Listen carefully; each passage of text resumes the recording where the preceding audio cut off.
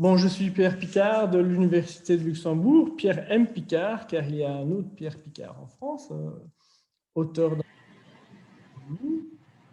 Euh, si quelqu'un veut bien montrer son image, ça me permettrait d'interagir avec les yeux, euh, car ça arrive souvent avec les étudiants qu'ils ferment leur caméra et c'est très déroutant, très ennuyant. Voilà, donc c'est un papier avec Effie Kirjokapoulou de Uppsala en Suède, l'université suédoise de sciences agricoles. Moi-même, je suis à l'université de Luxembourg.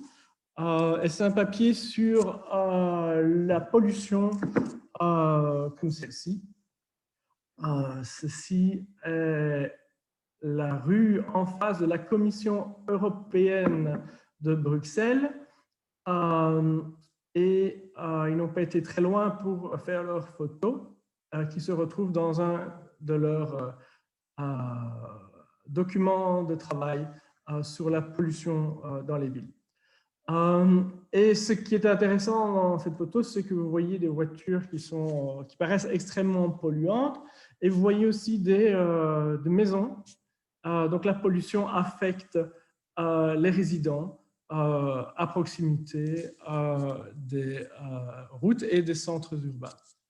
Alors, on sait que la pollution atmosphérique est un problème pour la santé. Ça tue des millions de personnes. On calcule quelques 3 millions de personnes par année. C'est présent dans beaucoup de villes. Les villes chinoises, par exemple, sont réputées pour être très polluées. Selon l'Organisation mondiale de la santé, plus de 80% de ces villes sont en excès des guidelines, donc de pollution maximum. Ce qui est important dans la pollution atmosphérique des villes, c'est qu'elle est principalement due au trafic urbain, certainement dans nos villes modernes où on a déjà combattu la pollution des manufactures, des usines. Donc ici, vous avez une image de l'Europe dans laquelle vous voyez les capitales et les grandes villes européennes pour leur pollution atmosphérique en oxyde d'azote, toutes sortes d'oxydes d'azote. Et en jaune, vous voyez la part due au transport urbain. Donc la question du papier, c'est sur le transport urbain et la pollution qu'elle génère.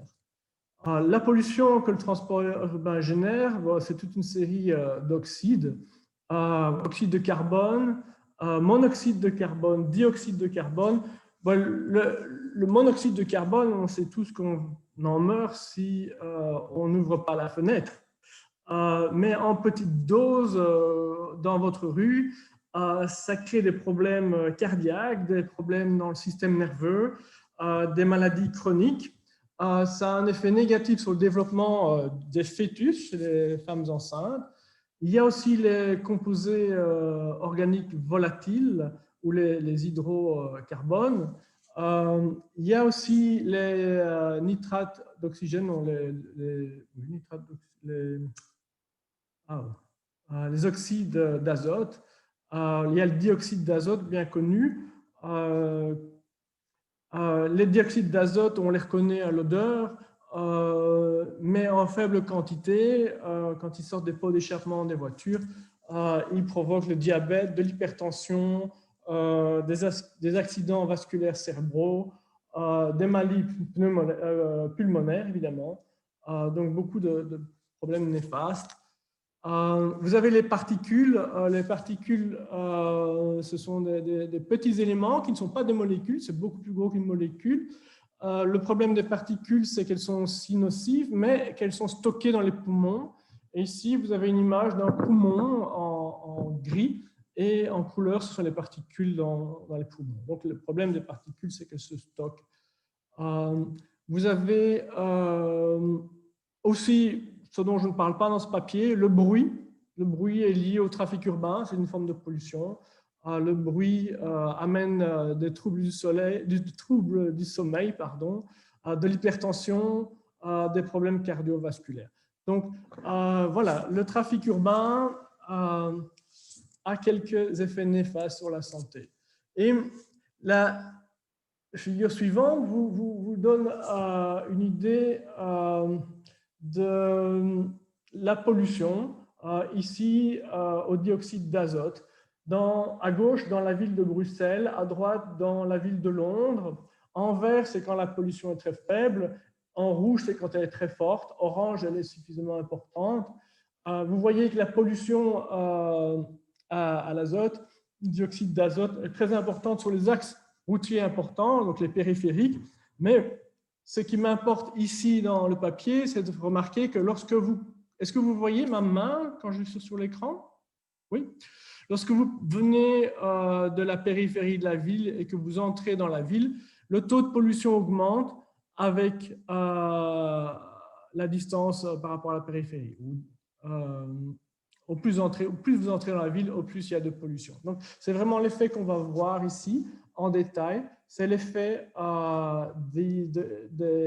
du commuting, donc des navettes urbaines et de la pollution qu'elle engendre sur le bien-être des individus. Mais alors, ce qui nous intéresse ici, c'est sur les rentes foncières et sur la structure de la ville. Donc, comment la structure de la ville va être reconfigurée en fonction de la pollution, la structure des émetteurs. Alors ici, je fais un petit aparté pour revenir en disant qu'est-ce que comment la pollution induite par les voitures a changé. Ben, on est passé du cheval à la voiture à essence et puis au gasoil, avec toutes les pollutions qu'elle a entraînées. Et ça, c'est le siècle passé. Dans ce siècle-ci, on est plutôt à implémenter des nouvelles politiques urbaines pour dépolluer les villes. Donc, on introduit des vélos, on fait des investissements en métro qui va en fait diminuer le nombre de voitures dans les centres-villes. On va faire des péages urbains. On a aussi introduit de nouvelles technologies, donc les voitures sont devenues plus efficaces, elles consomment moins, donc elles polluent moins, elles ont moins d'émissions d'azote et de carbone. On a désulfuré les combustibles, on a mis des pots catalytiques. Pour l'instant, on est en train de bouger vers les voitures hybrides et les voitures complètement électriques. Donc l'aspect pollution va sans doute diminuer dans le futur. Et cette année-ci, on est en train de faire l'expérience du télétravail qui aussi est une forme de dépollution pour les villes. Donc, il y a pas mal de rapports qui sont sortis cette année qui prennent l'expérience Covid pour montrer que le niveau de particules a diminué durant le confinement dû au Covid. Il a diminué de 30%, ce n'est pas faible, mais ce n'est pas super important.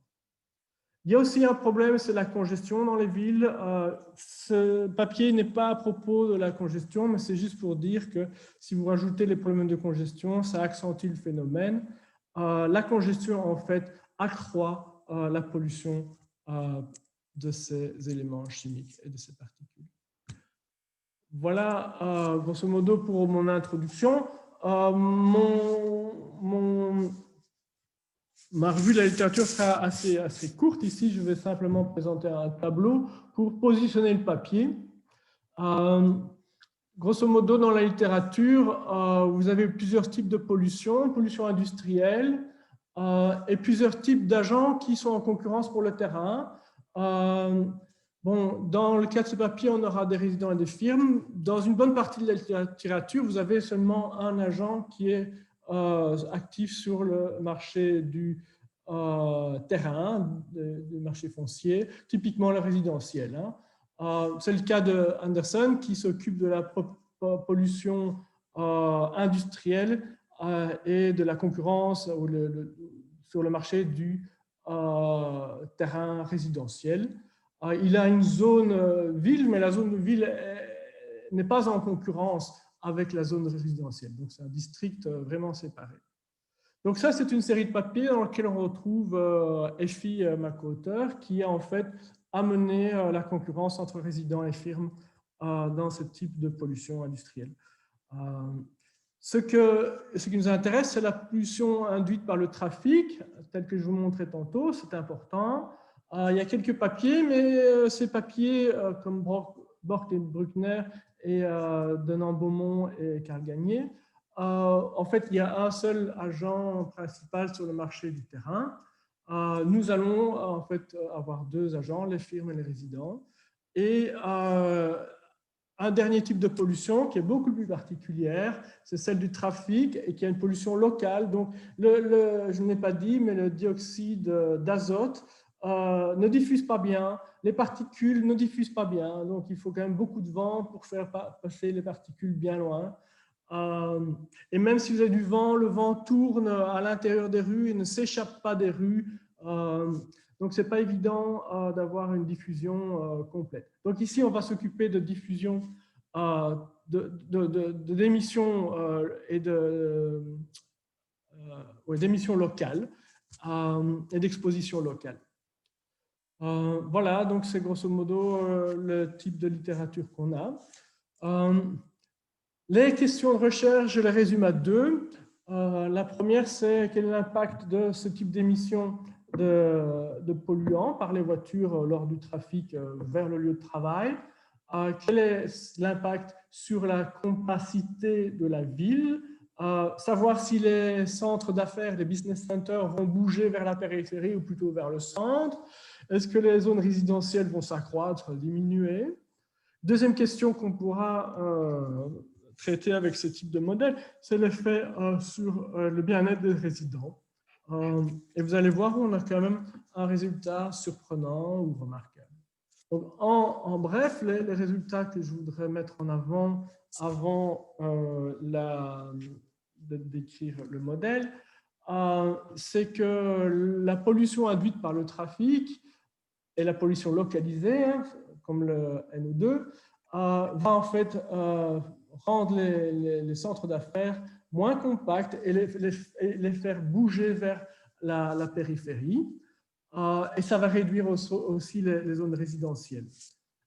Par le même effet, les zones mixtes où les firmes et les travailleurs vont se mélanger vont s'accroître, prendre plus d'importance. Le deuxième résultat, c'est sur le point de vue de l'utilité ou du bien-être des résidents.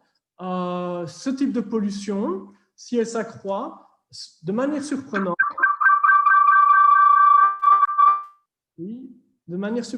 cette pollution va accroître l'utilité des résidents dans une ville monocentrique. Donc, si vous avez une ville monocentrique, la pollution va en fait avoir un effet négatif et deux compensations positives. Donc, le résident va être surcompensé et donc il va y gagner. Cela n'apparaît pas lorsque vous aurez des villes partiellement intégrées où il y a plusieurs business centers, une zone mixte, etc. Et la dernière chose que je vais mettre en évidence, c'est que ces résultats, en tout cas le résultat pour la ville monocentrique, contraste avec les modèles où la pollution est diffusée uniformément à travers la ville. Donc, l'aspect pollution locale est très important. Donc, c'est un nouveau sujet en économie urbaine qui doit être traité différemment qu'une pollution complètement diffusée autour de la ville. Voilà pour mon introduction. Peut-être avant d'ouvrir aux questions, je vais donner un peu le type de modèle qu'on utilise. Ici, on va avoir un modèle où la pollution va être très localisée autour de la source. Ce sera la voiture qui passe devant votre maison ou la voiture qui passe dans votre rue ou alors peut-être la rue adjacente, mais pas beaucoup plus loin. Donc, on va être très focalisé là-dessus. Et on va prendre un modèle de localisation endogène des résidents. La structure de la ville va être endogène. Il n'y a pas beaucoup de modèles théoriques qui supportent une analyse théorique complète, une caractérisation complète. On va prendre le plus simple, c'est Fujita Ogawa. Chaque fois que je présente le papier ou que je travaille sur le papier, j'ai l'impression de faire de l'archéologie parce que c'est quand même il y a presque 40 ans. C'est un modèle très important parce que c'est un modèle qui a permis l'étude des équilibres spatiaux, de caractériser tous les équilibres, l'étude de l'optimum social, et vous pouvez aussi parler de subventions, etc. Vous pouvez, dans ce modèle, ce qui est important, c'est qu'il y a deux forces qui sont en opposition. C'est très traditionnel en économie urbaine. Il y a une force d'agglomération, et ici, elle vient de la production, donc les firmes auront des effets de densité. Et il y a une force de dispersion qui vient du commuting, donc du voyage pour aller à son lieu de travail. Je parlerai principalement de la ville fermée, j'aurai un transparent sur la ville ouverte. Une ville ouverte, c'est quand on autorise la migration depuis l'extérieur de la ville. Voilà, est-ce qu'il y a des questions à ce stade-ci?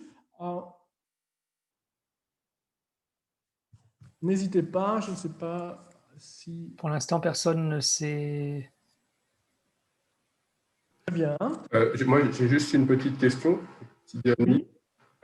Du coup, la pollution, elle est localisée, c'est comme dans Schindler là, que vous citiez tout à l'heure. Oui, c'est le même modèle de pollution.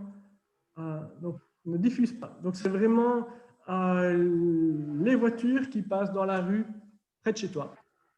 Ok, d'accord. C'est un modèle, évidemment. La pollution diffuse un peu et à des degrés divers. Ça dépend de l'élément de pollution. D'accord, donc c'est tous ceux qui sont derrière moi, en fait, tous ceux qui habitent plus loin que moi vont m'affecter. C'est ça. Et toi, en tant que résident, on ne s'intéressera pas à la pollution sur le trajet du travail dans ta voiture. On ne va pas s'intéresser au fait que tu n'aimes pas les fumées quand tu voyages en voiture. On va s'intéresser plutôt à l'aspect des résidents. Qu'est-ce qu'ils en réagissent sur le marché du bien immobilier. D'accord. Ni au lieu de travail, du coup. Et au lieu de travail, on va supposer que c'est complètement décontaminé, il y a des filtres partout. Ok. D'accord? Merci pour cette question. N'hésitez pas. Donc, je peux passer au modèle. Ici, je me suis permis de mettre le modèle en long, qui peut être résumé facilement à l'expression des offres de valeur de terrain, donc les bitrends. Donc, pour obtenir les bitrends, on a un modèle. Bon, on a une ville linéaire qui est linéaire, c'est sur une bande d'une largeur de 1 km et de longueur de 2B, moins B à B. Sur cette ville, on aurait pu faire de l'agriculture, donc il y a une valeur d'opportunité, un coût d'opportunité qui est la rente agricole RA. Et sur cette ville, on peut mettre des firmes et des ménages. La densité des firmes, c'est petit m. Le nombre de firmes totales, c'est grand M. Et la densité des résidences, c'est n. Et le nombre total de résidences, c'est grand N. Évidemment, il y aura un lien entre grand M et grand N par le marché du travail. On va supposer que les propriétaires terriens sont absents. On va supposer que tout le monde fait du commuting avec une voiture, donc on oublie le transport en commun, etc. Donc c'est un modèle pour voir ce qui se passe. Et ce qui est important, on fait l'hypothèse que la pollution affecte les résidents en fonction d'un paramètre epsilon qui représente le nombre de tonnes de polluants par véhicule qui passe devant votre maison et le nombre de véhicules, le nombre de commuters qui croisent votre maison. Ce n'est pas la densité de résidents, non, c'est le nombre de gens qui croisent. Donc, c'est quelque chose, c'est un flux. Les individus vont consommer une unité de biens, donc c'est une unité de terrain, une consommation inélastique. Ils auront des préférences qui dépendront d'un bien composite. Ils peuvent acheter de la nourriture, des loisirs. Et θ va représenter un paramètre d'exposition, un paramètre d'utilité pour votre exposition à la pollution. Donc, chaque individu préfère ne pas être impacté par de la pollution en face de sa maison. Et cette pollution vient des voitures. Chaque individu a une contrainte de budget qui va être donnée par son salaire dans la firme où il va travailler, typiquement au centre-ville, mais il va devoir payer un coût de déplacement, dans le commuting cost, qui est dans ce modèle linéaire, T, le paramètre de coût de commuting. Il va prendre une unité de terrain et payer une rente R et acheter Z biens composites à un prix qu'on normalise à 1, donc c'est le seul prix qui est normalisé ici. Donc vous avez une contrainte de budget et l'individu, le résident, va devoir faire une offre de terrain, une offre de valeur, et cette offre, c'est la rente maximale qu'il peut faire pour son équation, pour son budget, étant donné qu'il a une certaine utilité et qu'il peut avoir cette utilité ailleurs dans la ville. Donc, l'habitrend, l'offre de valeur de terrain, c'est le salaire moins le coût de transport, moins le désagrément de la pollution en face de votre maison, moins l'utilité que vous pourriez avoir par ailleurs en vous réinstallant ailleurs dans la ville. Les firmes, d'un autre côté, produisent quelque chose, on est toujours très silencieux sur ce qu'elles produisent. Pour produire, elles embauchent des travailleurs et on va dire qu'elles embauchent une masse ou un travailleur, pour faire simple, vous pouvez changer ce chiffre aisément. Et la fonction de production va être une fonction de production très classique qu'on retrouve dans la littérature urbaine. C'est en fait une convolution entre la densité des firmes et un kernel, un noyau qui représente une valeur moins la distance parcourue pour aller à l'autre firme. Donc, cette production, elle inclut des effets de proximité. Vous devez être proche des autres firmes et des effets de densité. Vous avez des économies de densité. Et ça représente plein de choses. C'est une forme réduite pour des spillovers entre firmes. Ça peut être de la communication en face à face des managers des firmes. Ça peut être des interactions économiques. Bon, ça peut être une forme réduite d'un modèle input-output entre services et échange de biens entre firmes au centre-ville. Bon, c'est une forme réduite, linéaire, et cette linéarité est en fait importante pour la caractérisation analytique. Mais du coup, il y a double bénéfice à l'agglomération aussi, en fait. Quel est le double bénéfice? La proximité aux firmes d'une part, et les forces d'agglomération de spillover dont vous parliez juste avant. Là. Non, là, pour moi, il y a une seule force d'agglomération. Elle est due à vos interactions économiques ou sociales, quoi que ce soit, avec les autres firmes proches de vous. Et ça dépend de la densité des firmes proches de vous. Donc, si vous êtes dans un endroit où il y a beaucoup de firmes, vous allez avoir une très bonne production. Ou si vous êtes dans un endroit proche des autres firmes, la meilleure proximité va augmenter votre production. Ça, c'est quelque chose qu'on retrouve, par exemple, dans le papier de Azariadis et Anderson, où il explique que les firmes de publicité obtiennent des contrats, mais les contrats sont toujours trop gros pour la firme et elles sont obligées de sous-contracter. Et donc, une fois qu'elles ont un gros contrat, elles traversent la rue, elles vont voir des autres firmes de publicité et elles sous-contractent avec ces firmes-là. Donc, au plus votre rue est dense en firmes publicitaires, au plus vous serez productif. C'est l'idée. Okay. Et cette formulation-là est en fait testée empiriquement, peut-être sous d'autres formes, dans beaucoup de papiers empiriques. Hein. Donc, c'est la forme qu'on retrouve dans les papiers empiriques.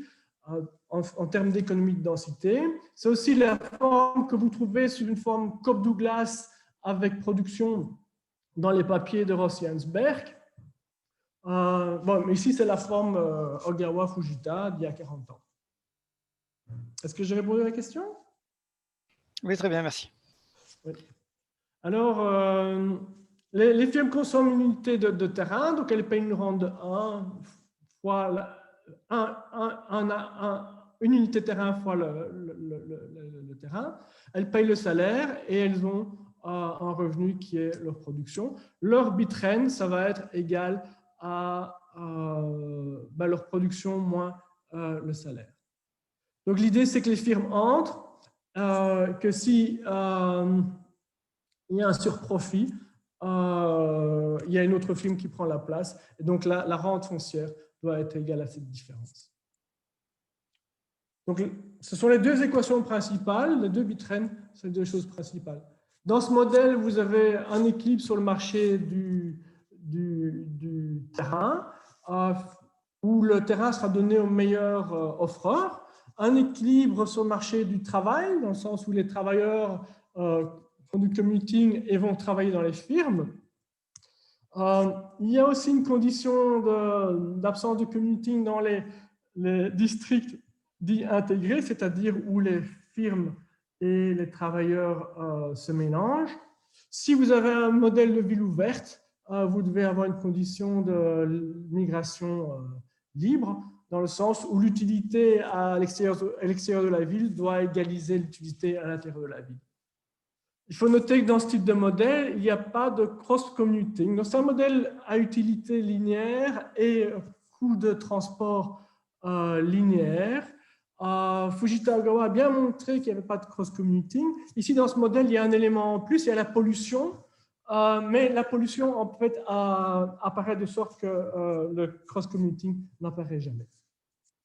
Et le cross-commuting, ça veut dire qu'un travailleur croiserait un autre travailleur dans son voyage vers son lieu de travail. Voilà les trois types d'équilibre que Fujita Ogawa trouve. Le premier, c'est un équilibre monocentrique. Le deuxième, dans l'équilibre monocentrique, vous avez les firmes au milieu, les résidents en périphérie. Dans l'équilibre intégré, vous avez les résidents et les firmes chaque fois en équilibre, en balance à chaque point de la ville. Et vous avez l'équilibre partiellement intégré qui est plus intéressant, où vous avez deux bandes de centres d'affaires. Au milieu, une zone mixte ou intégrée où les travailleurs et les firmes se colocalisent. Et en périphérie, vous avez les résidents. C'est les trois équilibres qui existent et les seuls équilibres dans Fujita Ogawa. Nous, on reprend ces équilibres-là. Je vous dis tout de suite qu'on va avoir un petit stut, qu'on dit, un petit problème, c'est qu'il y a les effets d'externalité vont en fait amener d'autres équilibres et qu'on ne sera pas capable d'en dire grand-chose, mais je vous préviens. Donc, un équilibre, une ville monocentrique, ça pourrait être Manchester, où vous pouvez regarder la courbe jaune. La courbe jaune représente la couverture des sites industriels divisée par la couverture du résidentiel plus industriel. Donc, au centre-ville, vous avez 90% de sites industriels. C'est une ville monocentrique, ça se réduit en périphérie, vous trouvez plutôt le résidentiel en périphérie.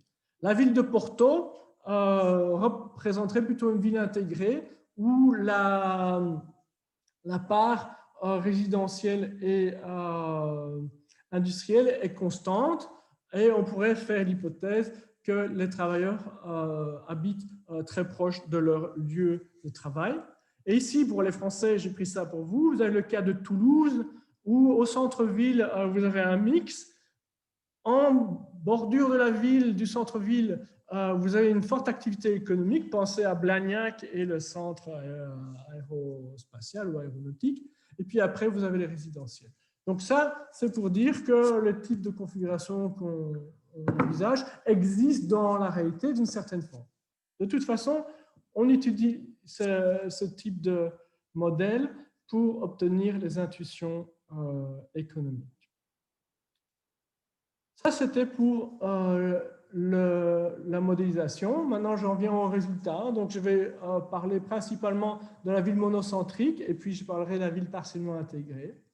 Dans une ville monocentrique, vous avez deux zones, les firmes au milieu et les résidents en périphérie.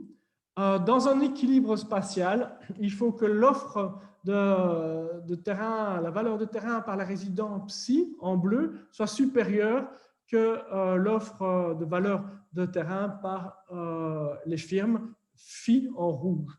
Donc ici, c'est un équilibre parce que le bleu est au-dessus du rouge. Regardez les courbes pleines.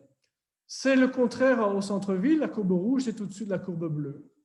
Donc, dans ce type de configuration, il faut bien vérifier que les courbes ne se croisent pas 2 ou 3 fois, que la courbe rouge ne se rebiffe pas, ne remonte pas. Donc, il y a toute une série de choses à vérifier qui ne sont pas évidentes et qui sont faisables grâce aux propriétés du modèle linéaire qu'on utilise. Maintenant, je pose la question, quel est l'impact d'un accroissement de la pollution par le trafic de voitures? Ça veut dire que j'augmente epsilon. Si j'augmente epsilon, par exemple, en passant du mode cheval au mode voiture, gasoil, vous augmentez epsilon.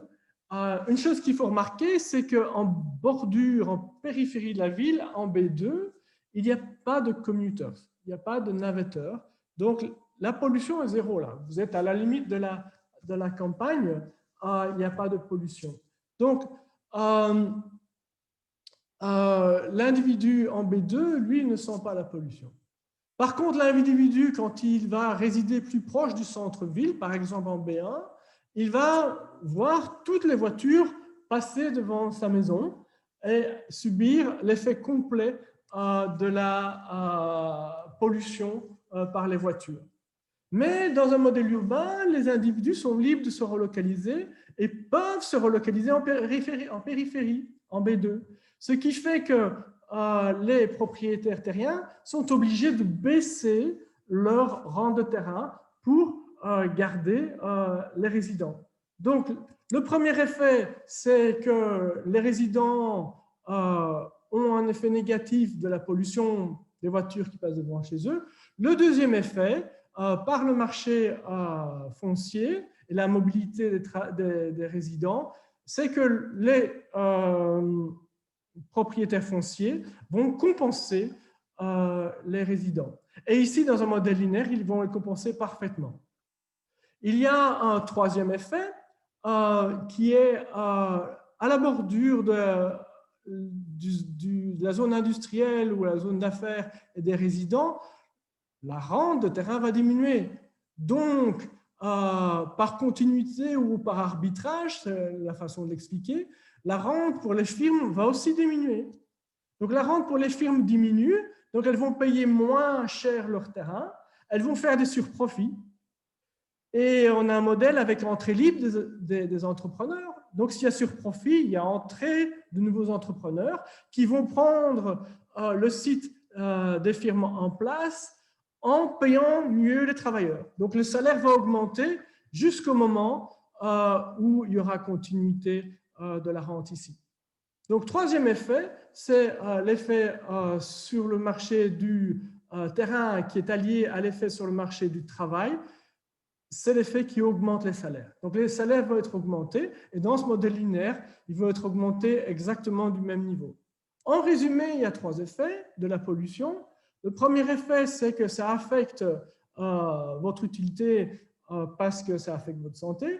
Le deuxième effet, c'est que vous êtes compensé par les propriétaires terriens. Le troisième effet, c'est qu'il y a un effet sur le marché du travail qui vous compense une deuxième fois. Vous êtes compensé deux fois pour un effet négatif.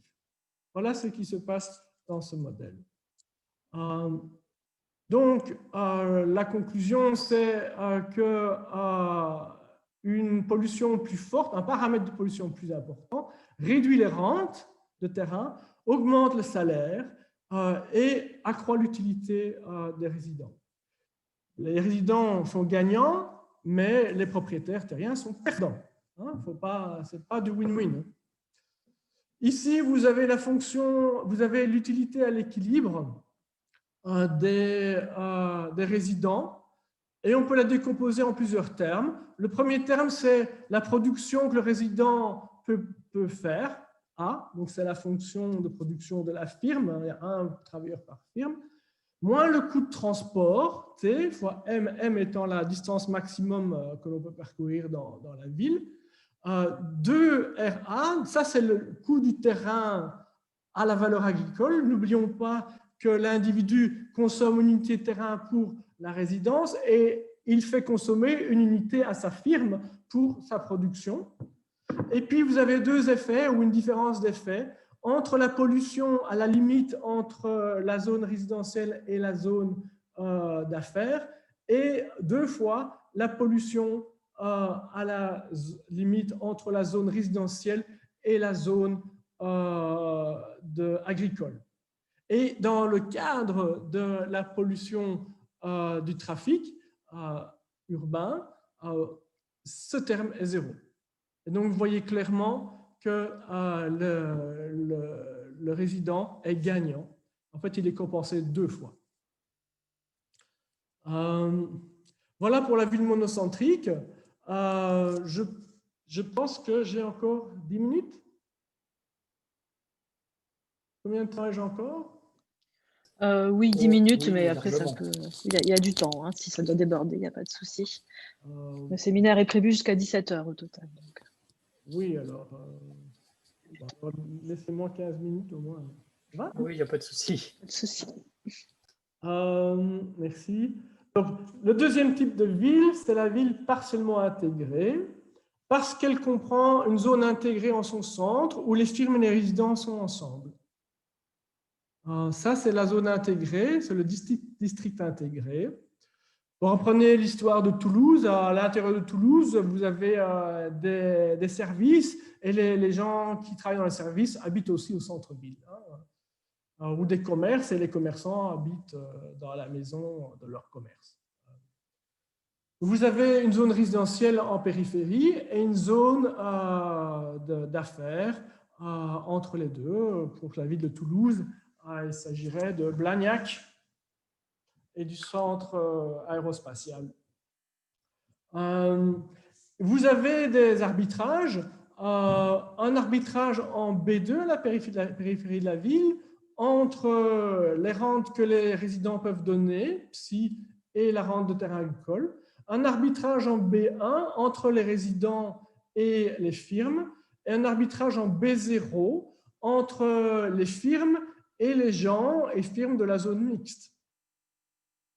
Donc, vous avez plusieurs arbitrages à faire, plus un arbitrage au niveau marché du travail. Donc, je ne vais pas expliquer toutes les équations, c'est assez long. L'idée est qu'on peut caractériser cette solution. Donc, l'équilibre partiellement intégré est un équilibre dans certaines conditions. Vous voyez les conditions, je ne vais pas les expliciter avec vous, je vais les montrer plus tard dans un graphique. Et ce qui est important de voir, c'est que les bordures B0, B1, B2 peuvent être caractérisées simplement et elles augmentent en epsilon. Epsilon étant le paramètre de pollution que nous regardons. Donc la première bordure augmente, la deuxième bordure augmente, la troisième bordure reste la même. Donc la ville ne s'étend pas complètement, ce n'est que la zone industrieuse qui, en fait, bouge vers l'extérieur. Je vais vous montrer ça dans le diagramme suivant et donner une explication en espérant pouvoir être assez clair. Donc, dans les courbes pleines, vous retrouvez l'équilibre sans pollution. Avec les courbes en pointillés ou en traits, vous trouvez l'équilibre avec pollution.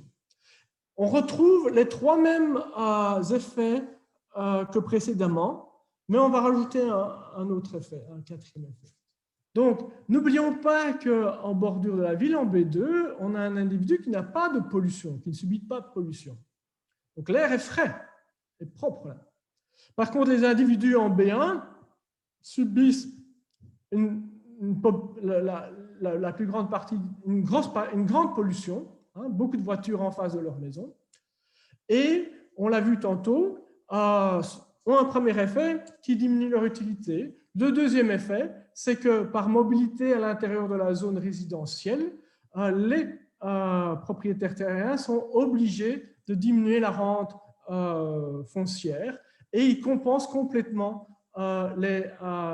ils compensent les travailleurs, ils compensent les résidents pour la pollution. Par ce fait-là, la rente aux environs de B1, à la limite entre les deux districts de firmes et de résidents, la rente foncière diminue. Et ici, il y a deux effets. le premier effet, c'est que, bon, puisque les rentes sont plus faibles, certaines firmes vont venir se placer dans la zone résidentielle. Donc, pour reprendre Toulouse, certaines firmes d'aéronautique de Blagnac vont aller s'installer dans la zone résidentielle. Deuxième effet à la limite, c'est qu'il y aura un surplus de profit, qu'il y aura entrée des firmes et que les salaires vont monter. Si les salaires montent, ils montent dans la zone industrielle, mais par arbitrage, ils doivent aussi monter dans la zone mixte à l'intérieur des murs de la ville de Toulouse. Sinon, les travailleurs de la ville de Toulouse, ils vont choisir d'aller travailler en aéronautique, voire même résider dans la zone résidentielle. Donc, les salaires augmentent partout dans la ville par effet sur le marché du travail. Les résidents en zone centrale ont plus de salaires et peuvent surenchérir les firmes qui sont à la limite B0. Donc, les résidents commencent à manger, à s'installer dans la zone de Blagnac, pour prendre cet exemple. Voilà ce qui se passe et ça fait 3 effets. Maintenant, remarquez bien dans ce processus, les firmes se sont éloignées les unes des autres. Les 2 centres urbains se sont éloignés.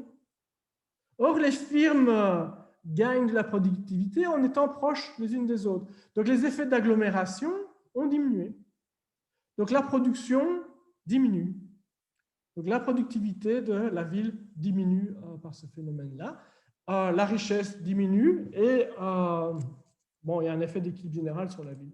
Donc, on peut montrer, donc je répète que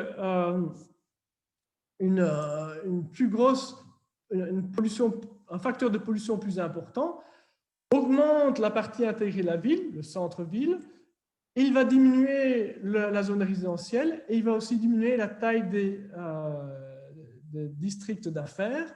Les firmes vont s'éloigner mort, la productivité va baisser, les rentes foncières vont diminuer et l'utilité va diminuer. On peut montrer, ce n'est pas évident, que l'utilité diminue. On la montre en travaillant sur cette équation-ci. Ceci, c'est l'utilité à l'équilibre. Vous avez d'un individu, un résident. Bon, ce qu'il a comme utilité, c'est la production dans sa firme, moins la production dépend des effets d'agglomération, moins son coût de trajet, de commuting. On peut montrer que les 2 effets diminuent, donc la productivité diminue, mais aussi les coûts de commuting diminuent parce qu'en fait, les résidents sont plus proches du centre d'affaires. Et la question de savoir lequel des 2 effets est le plus important, et ce qu'on montre dans le papier, dans ce modèle linéaire, c'est que les effets d'agglomération diminuent plus que la diminution des effets en termes de commuting. Voilà, donc on voit bien 2 choses différentes dans 2 types de villes différentes. Il existe un 3e type de ville sur lequel je vais être assez bref, c'est les villes pleinement intégrées. C'est celle où tout le monde se localise avec les firmes. Donc, chaque travailleur a une firme en face de chez lui. Il n'y a plus de commuting, donc plus de trajet. Plus de trajet veut dire plus de voitures. Plus de voitures veut dire plus de pollution. Donc, on se retrouve exactement dans la configuration sans pollution. Il n'y a pas grand-chose à dire, sinon qu'il y a une condition d'équilibre qui est exactement la même que celle qu'on retrouve dans le modèle de Fujita-Ogawa. Mais c'est une 3e configuration. Maintenant, si on met les 3 configurations ensemble, on peut se demander comment la ville se configure en fonction de la taille, de la population ou le nombre de firmes dans la ville, et en fonction du paramètre de pollution. Alors, si on fait bouger la taille de la ville, on peut partir d'une petite taille de ville. Dans ce cadre-là, la ville va être intégrée. Si la ville a une faible population, il y aura peu de firmes. Peu de firmes veut dire peu d'effets d'agglomération. Et donc, on a intérêt, les gens et les firmes ont intérêt à être les uns en face des autres. Si vous augmentez le nombre de personnes, le nombre de citoyens et le nombre de firmes dans la ville, vous allez obtenir un équilibre partiellement intégré. Ça veut dire qu'il y a des districts d'affaires qui vont se localiser entre les centres urbains qui sont mixtes et des zones résidentielles qui vont se produire à l'extrémité de la ville. Et si vous augmentez encore la taille de la ville, les effets d'agglomération seront très importants. Les firmes auront vraiment un incitant à se mettre au centre-ville et vous allez terminer sur une ville monocentrique. Seulement des firmes au centre-ville et les résidents à l'extérieur. Ici, vous avez deux types de configurations. Une configuration où le coût de transport des personnes, de commuting, est important, et une où il est faible. Quand le coût de transport est faible par rapport à alpha, alpha c'est le paramètre d'agglomération, donc lorsque le coût de commuting est faible par rapport aux effets d'agglomération, vous avez tendance à arriver sur un modèle monocentrique comme celui-ci. Maintenant, je garde le panel de droite et je pose la question, que se passe-t-il lorsque l'on augmente la pollution? On passe du cheval à la voiture diesel gasoil. Eh bien, on a vu précédemment que dans un modèle monocentrique, dans une configuration monocentrique, l'utilité augmente. Donc, vous allez passer de la courbe bleue à la courbe jaune. Mais si vous pensez maintenant à un modèle de migration, puisque l'utilité a augmenté, ça va attirer des migrants à l'intérieur de la ville et la ville va s'accroître. Donc ici, on a une configuration dans laquelle la pollution va en fait attirer plus de personnes, de migrants dans une ville monocentrique. Maintenant, prenez le cas à gauche où le coût de commuting est très important, en tout cas par rapport aux effets d'agglomération. Et mettez-vous dans cette configuration-ci. Vous voyez que lorsque vous augmentez les effets de la pollution, l'utilité diminue et cela va en fait donner un incitant aux individus à s'échapper de la ville, à migrer en dehors de la ville. Donc voilà, on a deux configurations que l'on veut discuter. Donc, ce type de pollution amène une discussion intéressante et nouvelle, en tout cas pour la littérature. Voilà, donc je ne sais pas si je dois m'arrêter là. Je peux encore parler du first best. Je peux encore parler de taxes et subventions. Et je peux encore parler de modèle avec diffusion. Je ne sais pas si ça vaut la peine de le faire ou plutôt que de répondre aux questions. Voilà, au président de la session à décider. Donc moi, j'avais prévu de m'arrêter ici, plus ou moins, après 45 minutes. Je ne sais pas ce que vous voulez que je fasse. Ce qu'on peut faire éventuellement, c'est prendre quelques questions et puis, s'il nous reste du temps, ça peut être intéressant d'avoir plus de détails peut-être notamment sur la taxation. Oui, c'est très bien. Donc les questions ici sur le matériel que j'ai vu, c'est plutôt sur la partie équilibre, plutôt que la partie normalisation après qui est le first best, donc l'étude de prix. Oui. Est-ce que l'on a des questions sur la présentation? J'avais une question. Bonjour, je me présente, je suis Fabien Moiseau. Merci aux organisateurs. Je vous souhaite une bonne année. Bonjour Pierre. Moi, j'avais une question sur le partiellement intégré, histoire de bien comprendre. Dans le quartier d'affaires, la rente est non monotone. Pourquoi? Parce que quand on est au milieu du quartier d'affaires, on maximise les économies d'agglomération, ça provient de ça? Donc, si je comprends bien la question, la question c'est pourquoi a-t-on un maximum ici? Oui, oui. Bon, ici, c'est un maximum. En fait, ce qui se passe, c'est que la firme qui se trouve au milieu du centre d'affaires a un meilleur accès aux firmes du centre d'affaires que la firme qui se trouve en périphérie du centre d'affaires. Donc, effectivement, elle est plus proche en moyenne des autres firmes. Et donc, elle va être plus productive. Donc, c'est la raison pour laquelle la courbe remonte ici au milieu du centre d'affaires. si une firme veut se relocaliser dans la zone résidentielle, vous voyez que son offre de terrain diminue. Elle diminue parce qu'elle s'éloigne des autres firmes. Donc, elle perd en économie d'agglomération. Voilà. J'avais une deuxième question, c'est peut-être pour inciter à aller plus loin dans la présentation. Oui. Vous envisagez le péage urbain? On ne l'a pas fait, donc on l'a envisagé, mais on l'a pas mis dans le papier. Et le problème du péage urbain, c'est où allez-vous le mettre? Allez-vous le mettre? Vous avez plusieurs possibilités. Bon, vous allez les mettre là où il y a des voitures. Les voitures, elles font en fait un trajet entre B0 et B2. Vous pouvez le mettre à la limite de la zone résidentielle et du district industriel. Vous pouvez le mettre dans la zone résidentielle et vous pouvez le mettre aussi à l'intérieur du district. Donc, si on prend Londres, le péage urbain est déjà dans la zone industrielle. Donc, bon, ça fait trois cas envisagés. C'était trop pour la discussion. C'est pour la raison pour laquelle on n'a pas continué. Donc, on n'avait pas vraiment envie de se décider sur quelle situation se focaliser.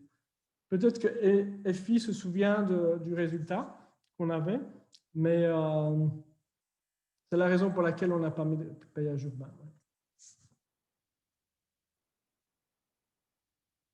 Oui. On a encore le temps de prendre quelques questions. Alors moi j'ai une petite question, c'est un peu comme la deuxième question de Fabien Moiseau. D'abord merci beaucoup pour la présentation, j'ai vraiment beaucoup apprécié. Donc en fait Sophie Legras, Romain Gatté et moi-même travaillons sur un modèle un peu similaire, mais nous on est focalisé sur la taxation. Donc du coup, voilà, comme ça s'arrêtait juste avant, je voulais savoir si on pouvait avoir une intuition de ce qu'il faudrait en termes de taxation ou du principal résultat. Bon, en termes de bien-être, nous, ce qu'on a étudié, c'est l'optimum du premier rang. Et donc, un planificateur, il va avoir deux objectifs. Un objectif, c'est celui d'internaliser les effets d'économie d'agglomération. Donc, ça va en fait vouloir rendre les firmes plus proches les unes des autres. Donc, dans un équilibre partiellement intégré, ça va vouloir faire shifter, venir les centres d'affaires plus proches du centre-ville, centre géographique de la ville. Et puis, un deuxième objectif, c'est de faire internaliser la pollution ou l'exposition à la pollution. Donc, c'est un modèle qui est à moitié facile.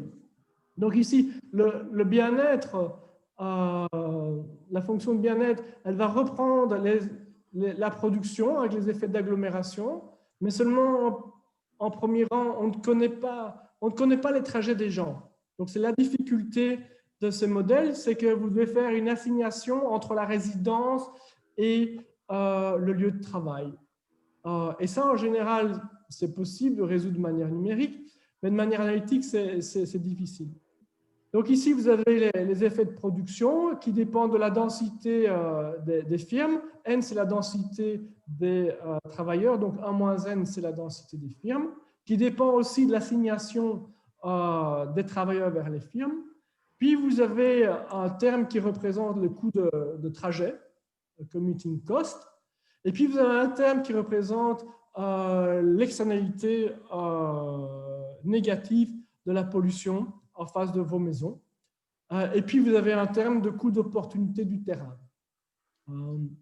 Donc, c'est assez simple structurellement.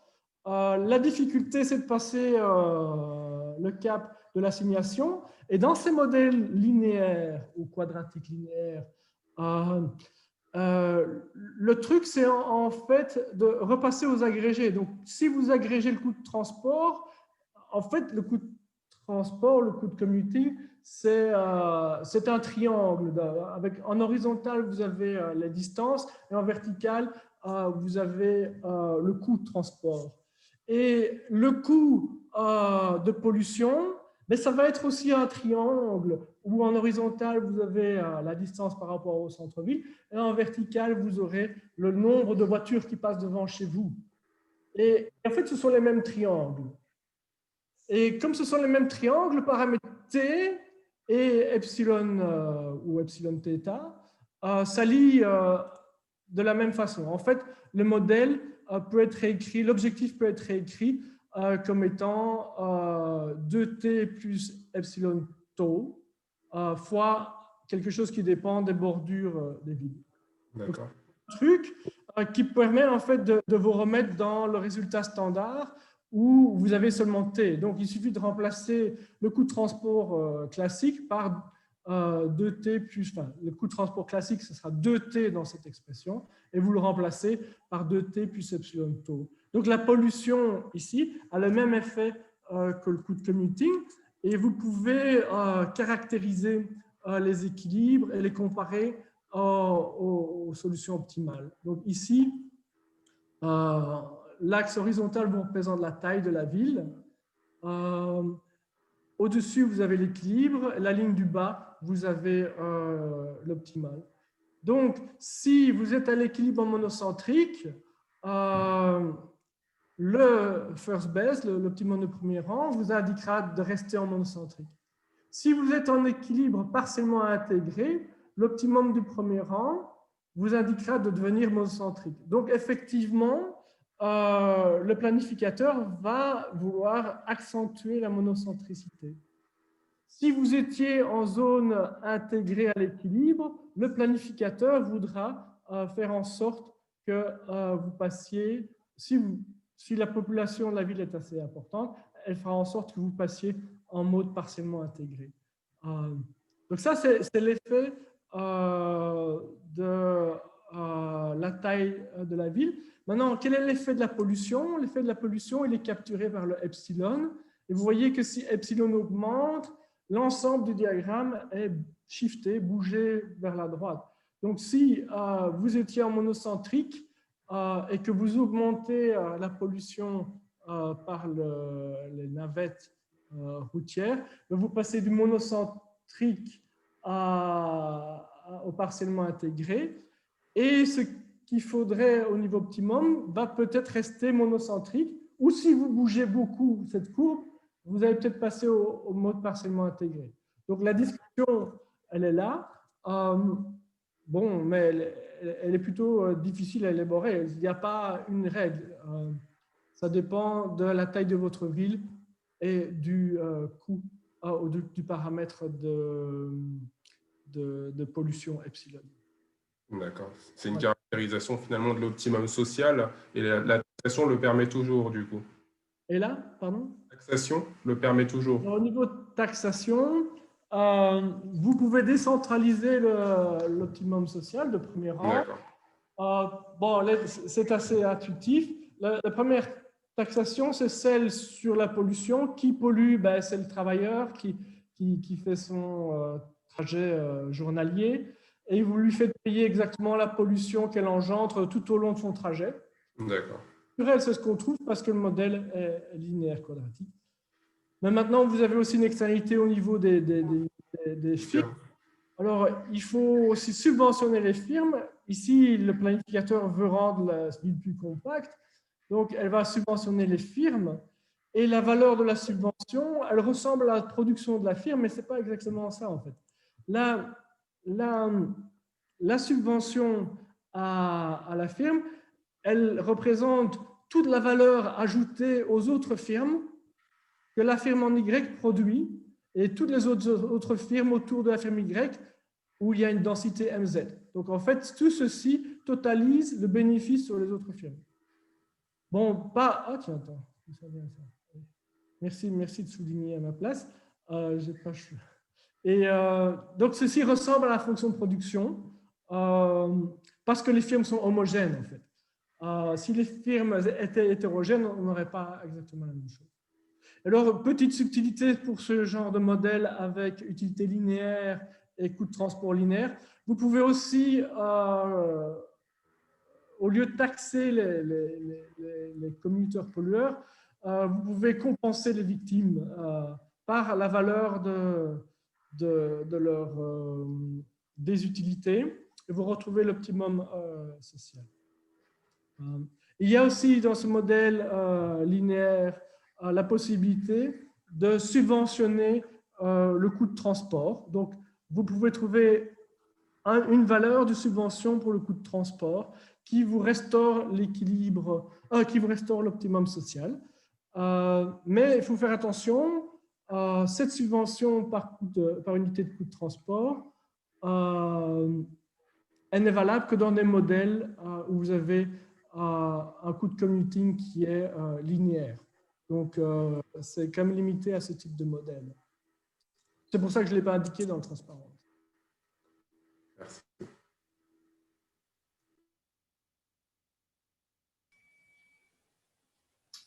Est-ce qu'il reste des questions, des commentaires?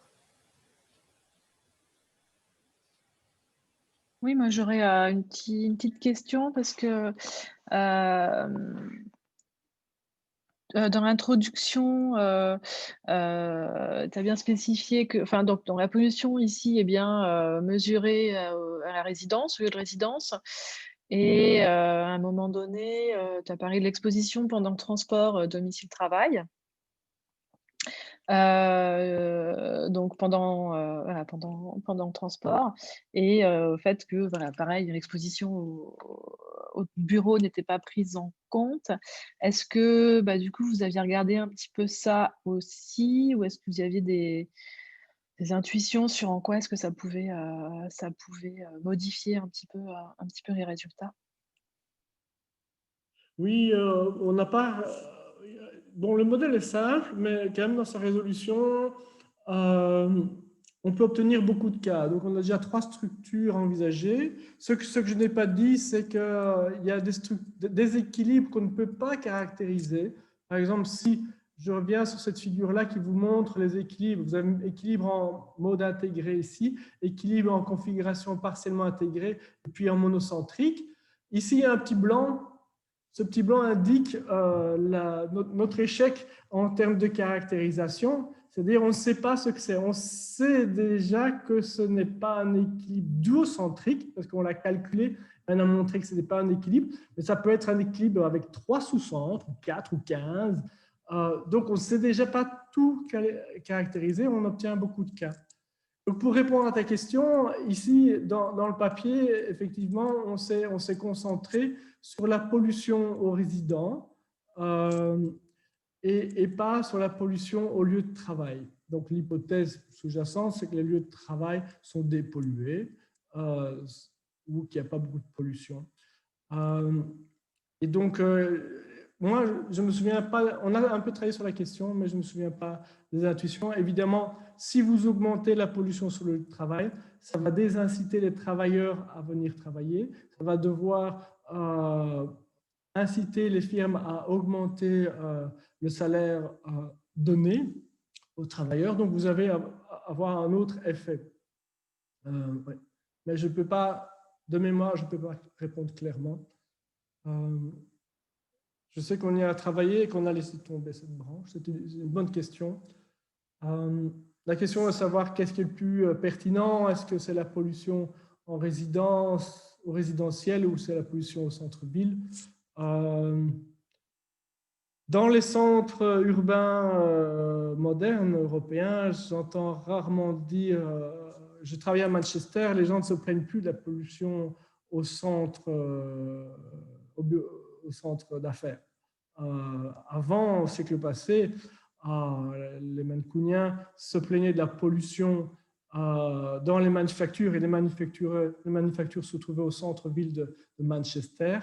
Mais les manufactures ne sont plus là maintenant. Maintenant, la zone centrale de Manchester a été reconvertie en centre d'affaires où vous avez pas mal de bureaux de services financiers, des choses comme ça.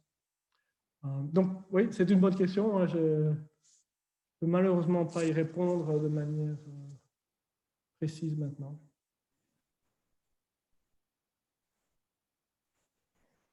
Bonjour Pierre, j'avais Voilà. Donc, si j'ai bien compris, il y a bien un effet de feedback entre la forme urbaine et l'exposition de la population à la pollution. Donc, les choix de localisation dépendent de la pollution et on voit comment ça affecte la forme des villes. Donc, avec votre fonction de pollution, comme c'est linéaire par rapport à la densité de population, on n'a pas de comparaison du niveau de pollution entre les différentes formes. Ville monocentrique, ville partiellement intégrée. Oui, on l'a fait. C'est que on l'a fait. Mais en fait, on l'a fait quand on a comparé. Je ne l'ai pas présenté aujourd'hui, manque de temps. On l'a fait quand on a comparé la forme locale de pollution à la forme diffuse de pollution. Et on a montré que dans la ville partiellement intégrée, lorsqu'il y a diffusion, il y a plus de pollution. Donc ça, on a fait ce type d'exercice. C'est assez...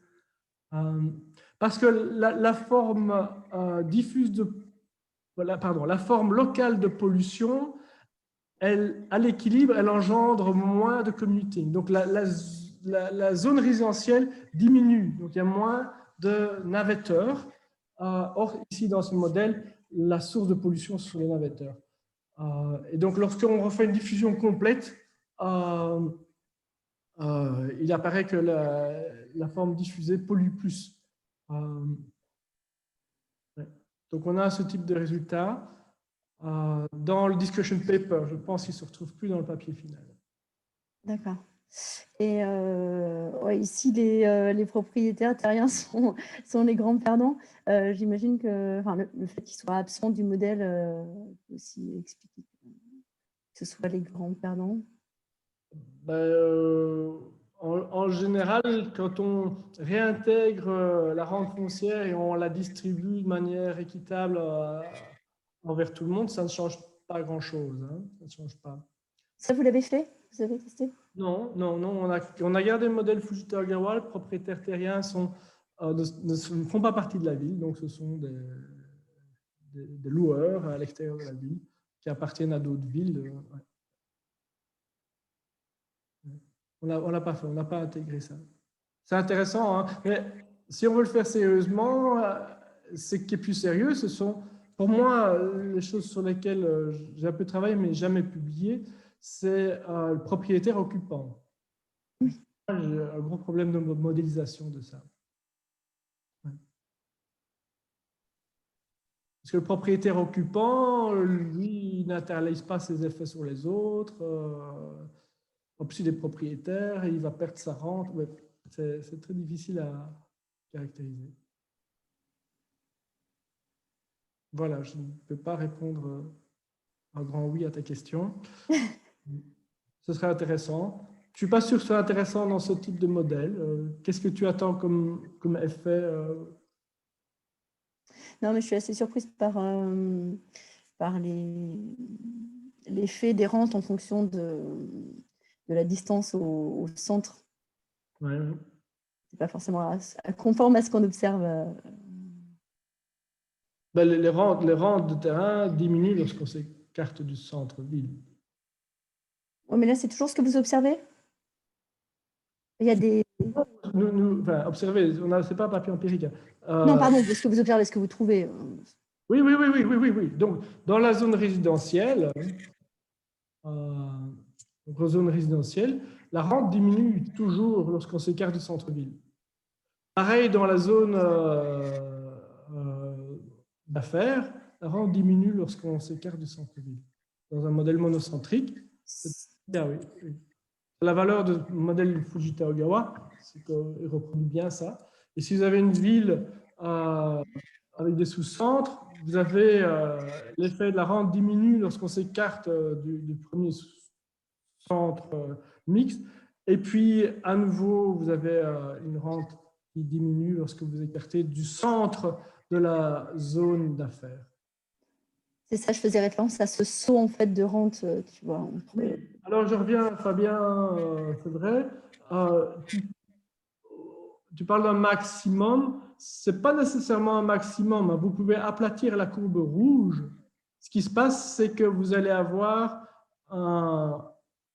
une forme concave. Et la forme concave pourrait être décroissante partout. D'accord? Donc, la courbe rouge pourrait être aplatie de manière concave et décroissante partout. Ici, je l'ai dessinée concave, croissante et puis décroissante. Mais il est possible qu'elle soit simplement concave et décroissante partout. Donc, ça dépend des paramètres d'agglomération. Ici, l'offre de terrain augmente très fort au centre du district d'affaires parce que les effets d'agglomération sont très forts. S'ils étaient plus faibles, vous auriez quelque chose de beaucoup plus faible.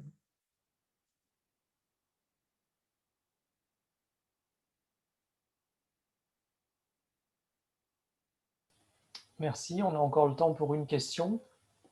Avec plaisir.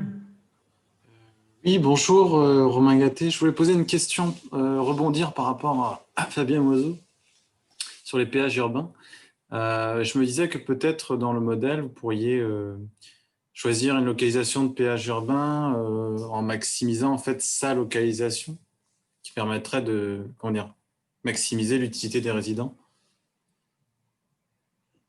Oui, oui. Enfin, maintenant, le péage urbain, est-ce qu'il est toujours commandé par un planificateur qui s'occupe du bien-être des résidents? Bon, c'est une question que je pose. Quel est l'objectif du péage urbain? Maintenant, la deuxième partie de ma réponse, c'est je suis tout à fait d'accord. Donc, il faut trouver la localisation optimale. Mais comme je disais, il y a beaucoup de sous-cas. Donc, je disais, vous pouvez mettre le péage chez les résidents, vous pouvez les mettre dans les firmes, vous pouvez les mettre à la bordure. Ça fait trois sous-cas à regarder. Et à chaque sous-cas, il faut recalculer l'équilibre spatial avec toutes les conditions. Et il y a des conditions nécessaires qui sont aux limites. Donc, vous avez une condition nécessaire en B2, les rentes des résidents doivent être égales aux rentes des fermiers. En B1, les rentes des résidents doivent être égales aux rentes à la rente des firmes, l'offre de rente des firmes. Et en B0, vous avez aussi une continuité à avoir ici. Et à l'intérieur, ici, vous devez aussi égaliser. Ça sont des conditions nécessaires. Maintenant, il y a des conditions suffisantes qui sont voir si effectivement la courbe B2 ne remonte pas au-dessus, elle doit bien passer par en dessous. Regardez si la courbe ici en rouge ne remonte pas au-dessus. Donc, il y a plein de conditions suffisantes à vérifier qui ne sont pas du tout évidentes. Et tous les papiers ne les vérifient pas. Il y a aussi une condition à vérifier qui est que dans le district intégré, il ne faut pas avoir d'incitation, il ne faut pas donner d'incitation aux résidents de se relocaliser un peu plus loin. Donc, ici, dans le district intégré, un résident travaille dans la firme en face de chez lui et donc ne fait pas de trajet. Mais il pourrait très bien se dire, je vais aller un peu plus loin, payer une rente beaucoup plus faible et faire du commuting. Donc, il faut vérifier cette condition. Et d'ailleurs, je vous ai montré dans des graphiques, on n'a pas pu caractériser tous les équilibres, c'est à cause de cette condition-là. Donc maintenant, le problème qu'on a eu quand on a envisagé les péages urbains, c'est effectivement de recalculer chaque configuration. C'était beaucoup plus facile de calculer le first best.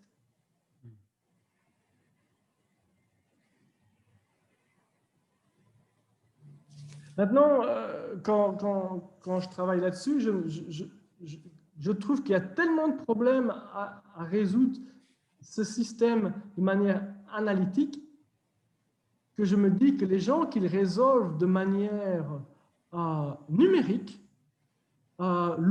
oublient des conditions suffisantes. Donc, si vous prenez Lucas Rosiansberg, ce qui caractérise l'équilibre de Luca Rosensberg, ce sont des conditions locales, donc des conditions nécessaires. Donc tout l'équilibre dans ce papier est basé sur des conditions nécessaires. Allez savoir si les conditions suffisantes sont satisfaites. Donc une condition suffisante, intuitivement, c'est de savoir que se passe-t-il si un résident se relocalise ailleurs dans la ville et que bon, les rentes ne bougent pas, mais qu'il trouve son compte ou pas. Donc, il faut aller vérifier pour chacun des points ce qui se passe dans un autre point associé dans la ville. Ça, ce n'est pas toujours fait.